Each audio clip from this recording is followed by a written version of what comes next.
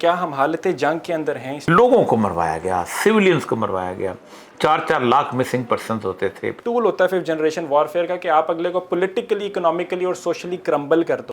یہ سارے لوگ جو آج باتیں کرتے ہیں جنگ گروپ میں ملازم تھے، احمد میر بھی تھا، سار عالم بھی تھا، سب لوگ وہیں تھے۔ مشرف نے کہا تھا کہ جامعہ افسر پہ اٹیک کرو، تم نہیں بولو گے، تو یہ احمد میر بیٹھے ہوئے تھے سارے، ان کا ہم نہیں بولیں گے، لیکن میری لسٹ جو مسنگ پرسنز کی ہے وہ انڈیا اور افغانستان میں نہیں بنتی۔ نیشنل انٹرسٹ کے خلاف یہ چیز آ رہی ہے اور ان کو خاموش کروانا ضروری ہے۔ دنیا میں جتنا فریڈم آف اسپیچ کا گلا ہے نا، وہ میڈیا نے گھونٹا، کسی اور نے نہیں گھونٹا۔ جب جیبیں آپ کی بھاری ہونا شروع ہو جاتی ہیں تو آپ کو moralities بھول جاتی ہیں۔ یہ پاکستان کو بے غیرت بنانا چاہتے ہیں، یہ پاکستان کو جھکا ہوا دکھانا چاہتے ہیں۔ میں اگر بکتا نہ ہوں تو میں کسی ٹی وی میں بھی نہ ہوں، لیکن یہ اگر نہ بھی بکیں تو ہر ٹی وی میں ہوتے ہیں۔ بسم اللہ الرحمن الرحیم، میرا نام ہے اسماعیل قاسم اور میرے ساتھ آج ایک بہت اسپیشل گیسٹ موجود ہیں۔ میرے ساتھ ہیں اور یہ مقبول جان صاحب، آئیے ان سے بات کرتے ہیں۔ السلام علیکم سر۔ جی وعلیکم السلام ورحمۃ اللہ۔ بہت شکریہ آپ نے وقت نکالا۔ اچھا، I'll be very blunt because ایک ایسی پرسنالٹی ہیں جو کہ اوور دا ایئرس ہم دیکھتے آئے ہیں جنہوں نے بہت سے ایشوز پہ بات کی ہے جہاں پہ لوگ نہیں بات کرتے رہے۔ اسپیسیفکلی اگر ہم ففتھ جنریشن وارفیئر کی بات کریں تو ایک ایسا معاملہ ہے جس کے اوپر اتنی زیادہ اویئرنیس کریٹ ہونے کے باوجود بھی ہم دیکھتے آئے ہیں کہ لوگوں کو شاید نہیں پتہ چل رہا۔ What do you have to say about fifth generation warfare؟ کیا ہم حالت جنگ کے اندر ہیں اس ٹائم یا نہیں؟ دیکھیں، جو وار کی جو ڈائنامکس ہوتے ہیں وہ تو سپاہی کو بھی نہیں پتہ ہوتا۔ اگر فرسٹ جنریشن وار بھی ہو نا برابر کی، تو جرنیل کو پتہ ہوتا ہے کہ کیا صورتحال ہو رہی ہے، انڈیا کیسے موو کر رہا ہے۔ آپ کہیں کہ چونڈا میں بیٹھا ہوا سپاہی جو ہے، یا وہ کسی جگہ رن کش میں بیٹھا سپاہی، اس کو پتہ ہوگا کہ کیا پورے کا پورا نقشہ ہے، سب کچھ۔ لیکن ہم ففتھ جنریشن کے بارے میں سمجھتے ہیں کہ پاکستان کے ہر شہری کو پتہ ہونا چاہیے۔ اصل مسئلہ یہ ہے کہ وہ ایک انٹلیکچوئل لیول کی ایک ڈسکشن ہے کہ جو ہم کرتے ہیں۔ یہ جو وار ہے نا، یہ کولڈ وار سے جنم لی تھی ففتھ جنریشن وار، کیونکہ براہ راست جو امریکہ نہیں چاہتا تھا کہ وہ کسی طور پر اب محاذوں پہ آئے۔ ایک تو امریکہ نے روس کے ساتھ ایک بہت بڑا پنگا لے لیا ہوا تھا، اور فرسٹ ورلڈ وار اور سیکنڈ ورلڈ وار دو ایسی جگہیں تھیں جس کے اندر امریکہ نے بہت سارا پیسہ بنا لیا ہوا تھا، اور وہ دور تھا اس لیے اس کو کوئی کچھ کہہ نہیں سکتا تھا۔ اور پرل ہاربر اس کا آخری وہ ہے، تو پرل ہاربر جو ہے اس کے بعد آپ خود دیکھیں اس نے کیا کچھ نہیں کر دیا کہ پرل ہاربر کے واقعے کے بعد اس نے ناگاساکی اور ہیروشیما جو ہے اس کو تباہ برباد کر دیا۔ تو وہ جو پورا ایرا ہے وہ کولڈ وار کا نکلا ہے۔ اس کولڈ وار کے اندر گروپس بنانے، آپ لیٹن امریکہ کو دیکھیں کیسے تباہ کیا، آپ دیکھیں ویتنام کو کیسے تباہ کیا، تمام جتنی بھی نیشنلسٹ فورسز کو نکالا، کچھ کیا، کمیونزم کے خلاف لوگوں کو کھڑا کیا، لوگوں کو مروایا گیا، سویلینز کو مروایا گیا، 4 لاکھ مسنگ پرسنز ہوتے تھے، 50 ہزار بندے مارے جاتے تھے، جہاں فوجیں گھس آتی تھیں وہاں گھس آتی۔ تو یہ ففتھ جنریشن وار کو فنڈ کرتا تھا ان کی کارپوریٹ اکانومی جو تھی، کیونکہ وہ کارپوریٹ اکانومی جو تھی وہ ملکوں کے اندر اپنے مفاد کے حساب سے جایا کرتی ہے۔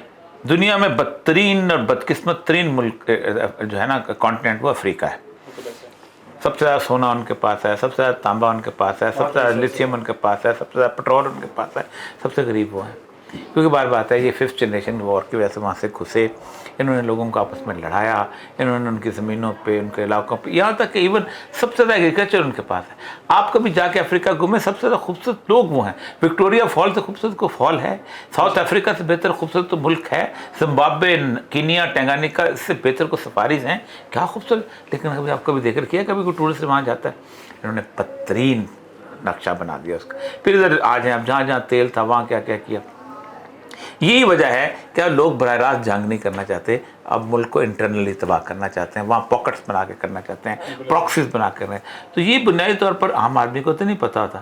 جیسے کوئی بھی جنگ ہے وہ سپہ سالار کو ہی پتہ ہوتی ہے، اسے ففتھ جنریشن بھی سپہ سالار کو ہی پتہ ہوتی ہے۔ بڑا اچھا آپ نے پوائنٹ آف ویو کیا، اور آپ نے جو پکچر پینٹ کی، اگر ہم یو ایس سے کولڈ وار سے شروع کریں تو بالکل میک سینس کرتی ہے، اور اسی ٹائم سے شاید آغاز ہو گیا تھا ففتھ جنریشن وارفیئر کا، کیونکہ اس ٹائم بھی ایکچولی ویپنس تو نہیں چلے لیکن لانگیسٹ چلی کہنے 40-50 سال کا، لوگ مرتے رہے، اور 40-50 سال کا 1990 تک، جب کہ یو ایس ایس آر پورا ٹوٹ نہیں گیا اور کیپٹلزم کی جیت نہیں ہوگی کمیونزم کے خلاف، ہم حالت جنگ میں رہے۔ لیکن ہم کہتے ہیں لوگوں کو معلوم بھی نہیں ہے، معلوم ہونا بھی نہیں چاہیے۔ لیکن یہاں پہ ایک پوائنٹ اٹھتا ہے کہ ہم دیکھتے ہیں کہ اس پوائنٹ کے اندر کہ لوگوں کو اویئرنیس کی میں کیوں بات کر رہا ہوں۔ میرا سوال یہاں پہ یہ کہ ہم دیکھتے ہیں کہ ہمارے بہت سے ایک ٹول ہوتا ہے ففتھ جنریشن وارفیئر کا کہ آپ اگلے کو پولیٹیکلی، اکنامیکلی اور سوشلی کرمبل کر دو، آپ اٹیک نہ کرو، لیکن اندر ان کے جو آرمڈ فورسز ہیں، آپ کے جو اپنے ادارے ہیں، ان کے خلاف مسٹرسٹ پیدا کر دو عوام کے اندر۔ کچھ ایسی ہی صورتحال آج کل دیکھنے کو مل رہی ہے۔ ہم دیکھتے ہیں ہمارے جرنلسٹ ہیں، ہم اٹھتے ہیں اور بات کرتے ہیں اداروں کے خلاف. کیا یہ ٹول 5th جنریشن وارفیئر کا ہے؟ اگر اجازت ہو تو 100%. میں آپ کو آج میں ٹویٹس کر رہا تھا کہ لوگ آزادی صحافت کے لمبردار بنتے ہیں سب کچھ. 2006 میں نواب اکبر بگٹی کا جب واقعہ ہوا تو اس کے اوپر میں نے لکھنا شروع کیا. میں نوکری میں تھا. اس نوکری کی بنیاد پہ مجھے جنگ گروپ سے انہوں نے چھٹی کر دی. میں کالم بند کر دیا. یہ سارے لوگ جو آج باتیں کرتے ہیں جنگ گروپ میں ملازم تھے. احمد میر بھی تھا, سار عالم بھی تھا, سب لوگ وہیں تھے, سارے کھڑے تھے. آپ نے کوئی ایک کبھی میرے معاملے میں کوئی بیان سنا کسی کا؟ نہیں. بے شک. 2007 میں ایران میں تھا. میں نے ایران کے اندر جامعہ افسا کا واقعہ ہوا. میرے پاس ڈپلومیٹک پاسپورٹ تھا. میں وہاں پر سرکاری ملازم تھا. میں $5,000 تنخواہ لیتا تھا. میں وہاں ایرانی ٹی وی کے اندر میں بولا, میں نے لکھا مجھے راتوں رات ڈپورٹ کیا گیا وہاں پر, مجھے $5,000 کی تنخواہ ختم کرائی گئی. آپ نے کبھی ایک فکرہ سنا کسی آزادی صحافت والے نے؟ وہ صرف یہ کہتے ہیں کہ یہ صحافی ہے ہی نہیں, تو بیسیکلی بس کالم نگار ہے, بس بہانا جب کو چاہیے ہوتا. مانا چاہیے ہوتا. بے شک. چونکہ میرے اس سارے معاملے کے اندر کوئی ایسا مسئلہ نہیں انوالو ہوتا تھا جس کے اندر وہ کسی ایک ادارے کو بدنام کر سکتے, اس لیے وہ ساتھ تھے, مشرف کے ساتھ تھے, کہ مشرف کے ساتھ دینا ان کا سارے ساتھ تھے. بالکل ایسے ہی. ان لوگوں نے کہا تھا جب جامعہ افسا پہ, مشرف نے کہا تھا کہ جامعہ افسا پہ اٹیک کرو, تم نہیں بولو گے, تو یہ احمد میر بیٹھے ہوئے تھے سارے. ان کا ہم نہیں بولیں گے, کہا انہوں نے سب نے. بالکل ایسے آپ کریں اسٹیٹ ود اسٹیٹ میں انہوں نے کروائے. تو مسئلہ سارا یہ ہے کہ یہ لوگ, میں نے کہا میں مسنگ پرسن کے بارے میں بولتا رہا ہوں, شروع سے لے کے اب تک بولتا ہوں. میں حنوید بٹ کے بارے میں بولتا رہا ہوں اب تو تاریخ, لیکن میری لسٹ جو مسنگ پرسنس کی ہے وہ انڈیا اور افغانستان میں نہیں بنتی. بالکل ایسا ہی. اس لیے کہ میں ان سارے بلوچوں کو جانتا ہوں, ذاتی طور پہ جانتا ہوں, کہ جن کا نام مسنگ پرسن میں سے ہیں, ان میں سے بے شمار ایسے ہیں جو کہ مجھے پتہ ہے کہ اپنے گھروں میں بھی آتے جاتے ہیں, کیونکہ میں بلوچستان سے میں مدت گزاری. مجھے پتہ ہے وہ کہاں ہیں, مجھے پتہ ہے وہ کہاں, ان کے گھر والے کیسے ان کو کھانا پہنچاتے ہیں, مجھے پتہ ہے کیسے وہ پیسے لیتے ہیں کس جگہ سے اور کس جگہ موو کرتے ہیں. تو اس لیے میں کم از کم یہ چیز نہیں ماننے کو تیار کہ آزادی صحافت جو ہے وہ اس بنیاد پہ ہوئی ہے. میں نے بھگتا ہوا ہے ان سارے لوگوں کو. ان سارے لوگوں کو میں نے بھگتا. میں آپ کو اگر مطلب آپ دیکھیں تھوڑا سا کلپ کو 5 منٹ پیچھے کے, میں انٹروڈکشن میں کیا کہا تھا, پرسنالٹی وچ I am very excited to come over here and talk to. Blunt کا میں نے ورڈ یوز کیا. This was the very reason. Personally اگر آپ اوپینینس کی بات کرتے ہیں تو 5th جنریشن وارفیئر کی جرنلزم کا جو ایک ٹول ہے بہت انپارٹنٹ فیکٹر ہے. اس میں ڈیپ پاکٹس کی جو ایک ورڈ چل رہا ہے آج کل, میں وہ یوز کرنا چاہوں گا. It has nothing to do with local politics جس کے اندر آپ کرتے ہیں. دس از اے ایجنڈا جو کہ بڑا پروپیگیٹ کیا جاتا ہے بڑے اوپر کے اداروں سے, اور اس کے اندر حامد میر صاحب, اسد طور ہوں, سار عالم ہوں, آسما شرازی, حسین تلتی, جو ایک پوری لسٹ آپ نام لے لیں اسپیسیفکلی, تو یہ چلتی رہتی ہے. اس کے ہم کرتے ہیں. یہاں سے میں ایک چیز آتا ہوں, پھر سوال آتا ہے فریڈم آف اسپیچ کا اور آتا ہے نیشنل انٹرسٹ کا. کیا اسٹیبلشمنٹ یا ہمارے اداروں کو فریڈم آف اسپیچ کو امپورٹنس دینی ہے, یا پھر نیشنل انٹرسٹ کے خلاف یہ چیز آ رہی ہے اور ان کو خاموش کروانا ضروری ہے اس ٹائم؟ دنیا میں جتنا فریڈم آف اسپیچ کا گلا ہے نا, وہ میڈیا نے گھونٹا, کسی اور نے نہیں گھونٹا. میں کسی اور کی مثال نہیں دیتا ہوں. آپ میرا یوٹیوب چینل دیکھ لیں, آپ میرے اس کی فالوئنگ دیکھ لیں, اپنا کالمز کی ہٹس دیکھ لیں. آج کل تو چھپی بات تو نہیں ہے. کوئی چھپی بات نہیں. مجھے جنوری 2021 میں 20 سال ہو جائیں گے کالم لکھتے ہوئے, اور میں باقاعدہ کوشش کر کے سرکاری نوکری میں لکھا تھا. میری کوئی نہ کوئی سے ہے اس ملک میں, ہے نا, تھوڑی بہت آواز. آپ 2003 میں جیو آیا ہے, جیو 2003 سے لے کے 2021 تک آپ صرف 2.5 منٹ کی میری اپیرنس ہے جیو کے اندر, وہ بھی مذاکرات کے اختار اقبال کے مزاحیہ پروگرام میں مجھے کسی نے نہیں بلایا, خواہ وہ حامد میر ہو, خواہ وہ شاہ زیب خان زادہ ہو, خواہ وہ وہاں پر کوئی اور ہو, کسی نے نہیں بلایا. میرا گلا کس نے گھونٹا؟ مشرف نے. میری آواز کس نے دبائی؟ میڈیا نے. ٹھیک. مجھے سما میں ایک صاحب نے مجھے بلا لیا, ان کے مالک نے ان کو لکھا کہ آپ نے کیوں بلایا. اس نے ریٹنگ لگا کے بھیج دی کہ میری اس دن کے پروگرام کی ریٹنگ یہ تھی. تو انہوں نے کہا, اس نے ان کو لکھ کے بھیجا, ریٹنگ اور not netting, I don't want to see the face of this man on my TV. کس نے روکا؟ ٹھیک. میں اب کسی اور کی مثال ہے, کسی اور طرف نہیں جاؤں گا. آج 15-16 سال ہو گئے ہیں, مجھے اپنی بات اپنے پروگرام میں کرنی پڑتی ہے, لیکن میں بیلنس اسٹرائک کرنے کے لیے میں نہیں آتا ہوں. جہاں جہاں ان کو مجبوری ہوتی ہے, تمسکر اڑانا ہوتا ہے, وہ ہم مجھے بلاتے ہیں. ٹھیک. یہ وہ لوگ ہیں کہ جنہوں نے ایک ایجنڈے کے تحت, مثلا کاروکاری इस्लाम का मसला नहीं है, सिंधी का मसला है, 3000 साल की सिंधी सिविलाइजेशन का मसला है। ये वहाँ पलीजों को नहीं बुलाएंगे, मुफ्ती नईम को बुलाएंगे। इस्लाम तो पहला वो था जिसने आवाज़ बुलंद की है इसके खिलाफ, कारोकारी के खिलाफ आवाज़ बुलंद की है। यानी जिस वक्त रोमन एम्पायर में ग्लैडिएटर के सामने औरतें फेंकी जाती थीं और वो उनको रेप करते थे, उस वक्त इस्लाम ने कहा खबरदार, गईज़म बिन कतलत, अल्लाह ने कहा क़यामत के दिन जो औरत कत्ल की जाएगी, मैं कातिल के मुंह की तरफ नहीं देखूंगा, औरत से पूछूंगा तो मैं किस गुनाह में कत्ल किया, उसको बुलाते हैं। सवारा का जो रस्म है, पठानों की रस्म है, ये शाही सैयद को नहीं बुलाते, असफंजार वली को नहीं बुलाते, मौलवी को बुलाते। इन्होंने 23 साल तमाशा बनाया, किसी ने भी इतना आवाज़ों का गला नहीं घूंटा जितना इस मीडिया ने घूंटा। मैं उसकी मिसाल हूं, मैं उसकी मिसाल हूं। मैं अगर बिकता ना हूं तो मैं किसी टीवी में भी ना हूं, लेकिन ये अगर ना भी बिकें तो हर टीवी में होते हैं। क्या खूबसूरत, मतलब कि I am lost for words. This is a sort of explanation that I always seek, what I want to follow in my shows, क्योंकि मैं चाहता हूं कि एक स्पेसिफिक मैसेज, एक पैगाम है जो कि आम लोगों तक पहुंचाना बहुत ज़्यादा ज़रूरी है, क्योंकि गेम्स इस तरह की खेली जाती हैं कि हमें तो पता ही नहीं। हम कहते हैं मीडिया एजेंडा बिल्डिंग करता है, फिर वो एजेंडा इस तरह से करता है कि जब जेबें आपकी भारी होना शुरू हो जाती हैं तो आपको मोरालिटीज़ भूल जाती हैं। फिर और या मकबूल जान साहब जैसे जवान माशाल्लाह हमें चाहिए जो कि आते हैं और आवाज़ बुलंद करते हैं। अच्छा, आई जस्ट मूव ऑन। हम देखते हैं, हम ये वाली हमने सारी बात की और हम कहते हैं कि नेशनल इंटरेस्ट के खिलाफ, यहाँ पे क्विकली एक पॉइंट इसके अंदर से बीच में रह गया, क्या नेशनल इंटरेस्ट के अगेंस्ट ये चीज़ें जा रही हैं या नहीं जा रही? दुनिया में किसी भी जगह बुनियादी मफाद का ख़ानदान का हो या अदारे का हो या मुल्क का हो, उसके खिलाफ फ्रीडम ऑफ एक्सप्रेशन नहीं होती। क्या घर का कोई बंदा उसको आपका बाप ये अलाउ करेगा कि उसकी बहन बचपन में भाग गई थी, तुम बताओ हमारी फूफी भाग गई थी, तुम्हारा फ्रीडम ऑफ एक्सप्रेशन है? करेगा? नहीं, बिल्कुल नहीं। Very disappointing by the way. क्यों? फ्रीडम ऑफ एक्सप्रेशन है, सच है, उसको सच बताना चाहिए। बताओ। मुझे एक दफ़ा कहा गया कि जी हम लोगों को, बच्चों को नहीं पढ़ाते जो सही तारीख होती है। मैंने कहा दुनिया में कहीं नहीं पढ़ाई जाती। क्या यूनान वालों को बताया जाता है कि अलेक्जेंडर वो शख्स था कि जिस शख्स ने पूरे के पूरा पर्सिपोलिस जो है आग लगा दी थी? क्या वो शख्स था कि जिसने बाकायदा सफारत खानों को कत्ल किया था? क्या वो शख्स है कि जिस शख्स ने थेबस शहर के 1 दिन के बच्चे से लेकर 90 साल के बूढ़े तक को कत्ल किया? नहीं पढ़ाया जाता। क्या अमेरिकन बच्चे को पढ़ाया जाता है कि रेड इंडियंस के साथ हमने वो मुआहदे किए थे कि पूरे इस पे छाए हुए थे, 50,000 मुआहदे थे, हमने कत्ल कर दिए? क्या पढ़ाया जाता है हमारे आबा अजदाद कातिल थे? क्या मेनलैंड इंग्लैंड वाले को पढ़ाया जाता था हमने स्कॉटलैंड के साथ क्या किया था?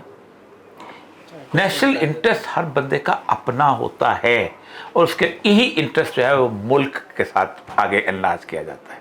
लेकिन मुल्क के साथ ये इनलार्ज यहाँ पे हो क्यों नहीं रहा? फिर हमारा नेशनल इंटरेस्ट, हमारे बाप जो ऊपर मौजूद हैं वो क्यों नहीं रोक रहे? हमारा बाप अगर बेटा ये बोलेगा तो उसको खामोश करवाया जाएगा। You are not allowed to से this out in the world. हमारे मुल्क के अंदर ये क्यों इजाज़त मिली हुई है? और हमारा मुल्क का मामला ये है, हमारे मुल्क का सबसे बड़ा मामला ये है कि हमारे मुल्क के अंदर मादर पितर आज़ादी जो है उसको अफोर्ड करने वाले बहुत हैं। आपको आज पैसे नहीं देगा कोई अखबार वाला तो आपको BBC कॉलम लिखने के लिए आपको दे देगा, आपको CNN पिक करके ले जाएगा, आपको कोई और दूसरा, आपको CBC, आपको PBC, आपको इंटरनेशनल बोले जाएंगे। जिस मुल्क के अंदर 45 सफारत खाने विंडोज़ खोल के बैठे हों, क्या आए पैसे लें हमसे? आप आगा खान की साइट पर जाएं, डोनर्स लिस्ट है, उसमें 45 लोग हैं, आप जाएं, आप अपने खैरात चंदा लेने के लिए आप जाएं, हाथ फैलाएं वो देने। उस मुल्क के अंदर क्या हो सकता है? यही होना है और यही उन्होंने किया है। उन्होंने एक ख़ास किस्म का क्लाउड इकट्ठा कर लिया हुआ है, वही बोलते हैं। और उस क्लाउड को कौन सपोर्ट करता है? मीडिया। और मीडिया को कौन सपोर्ट करता है? मैं सेक्टी इन्फॉर्मेशन रहा हूँ। इस पूरे के पूरे पाकिस्तान के इश्तिहारात का बजट 2 अरब रुपये है टोटल साल का, उससे 4 टेलीविज़न चैनल नहीं चलते। ये 88 कहाँ से चल रहे हैं? किसी ने पूछा? क्या उसने कभी किसी साफे ने पूछा कि जनाब मालिक साहब, ये मुझे जो आप 40,000 रुपये तनख्वाह देते हो, 40 लाख तनख्वाह देते हो, ये कहाँ से लाते हो? ये कभी पूछा आपने कि मुझे तो 10 लाख रुपये महीना तनख्वाह? 10 लाख वाले ने पूछा, 80 लाख वाले ने पूछा कि किधर से लाते हो? चोरी करके लाते हो, डाका कर लाते? कभी पूछा? वो तो जेब में डाल लेते हो। क्यों डालते हो? पूछो। Make sense, completely make sense.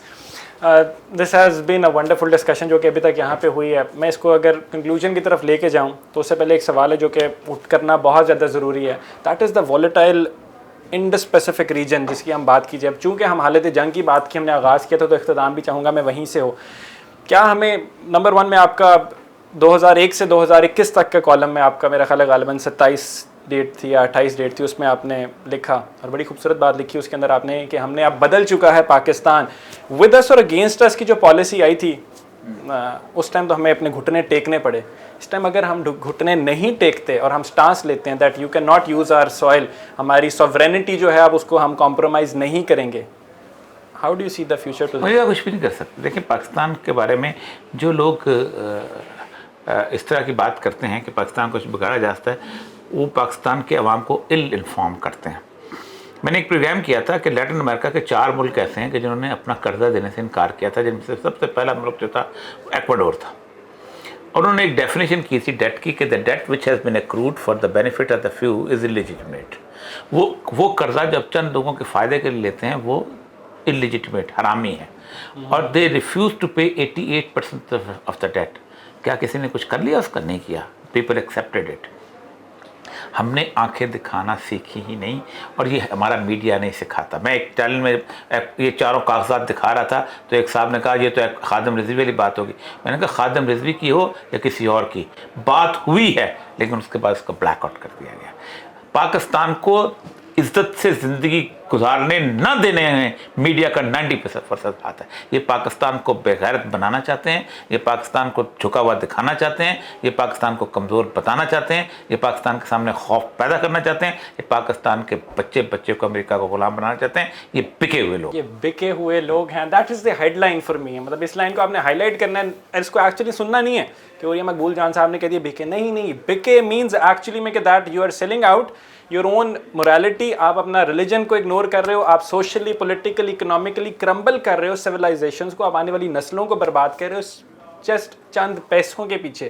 اور اس کے اندر جو نام میں نے لیے وہ نام دوبارہ سے آپ لوگ ریوائنڈ کر کے سنیں, ہائی لائٹ کریں ان کو اور اس کو مطلب تھوڑا سا اس المیہ کو کچھ سلوشن ڈھونڈنے کی کوشش کریں. کوئکلی فائنلی میسج جو کہ آپ پیغام دے سکیں اس ساری سچویشن کے اندر. میسج کچھ نہیں ہوتا, اس میں بہت کچھ ہے. نہیں, ڈزنٹ میٹر فائنلی. لیکن فائنلی ایک چھوٹا سا quickly before I had out, you been a staunch what you سے بیکر کہہ لیں خان صاحب کا ان کی ہے.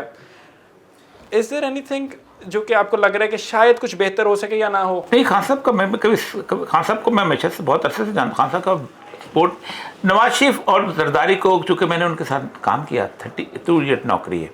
آئی اسٹارٹیڈ مائی جاب جب Muhammad Khan Junejo was the prime minister and Zia ul-Haq کا راج ہوتا تھا. اور ضیاء الحق 84 میں نے سول سروس جوائن کی تھی. اس سے پہلے میں اس میں تھا اپنا گورنمنٹ اس میں پنجاب اپنا بلوچستان یونیورسٹی میں پڑھاتا تھا. تو میں نے سارا پیریڈ تو میں ان کو بڑے قریب سے دیکھا ہوا. اس لیے جب کہ آپ ان دونوں کو قریب سے دیکھ لیں تو خان صاحب آپ کو اچھا ضرور لگتا ہے, جبکہ وہ اس وقت پاور میں نہ آیا ہو. اور اس کے اندر تو یقیناً مجھے اچھا لگتا تھا. لیکن انہوں نے ایک خان صاحب نے ایک عجیب و غریب سی بات ہے کہ خان صاحب کے اندر 2-3 برائیاں وہ ہیں کہ جو باقی ساروں کے اندر شاید ہر حکمران میں ہوتی ہیں. اور وہ یہ ہے کہ ایک تو یہ ہے کہ وہ اپنے آپ کو عقل کل سمجھتے ہیں. دوسرا یہ ہے کہ ان کے ارد گرد ایک چھوٹا سا گروہ جو ہے وہ ان کو گھیر لیتا ہے.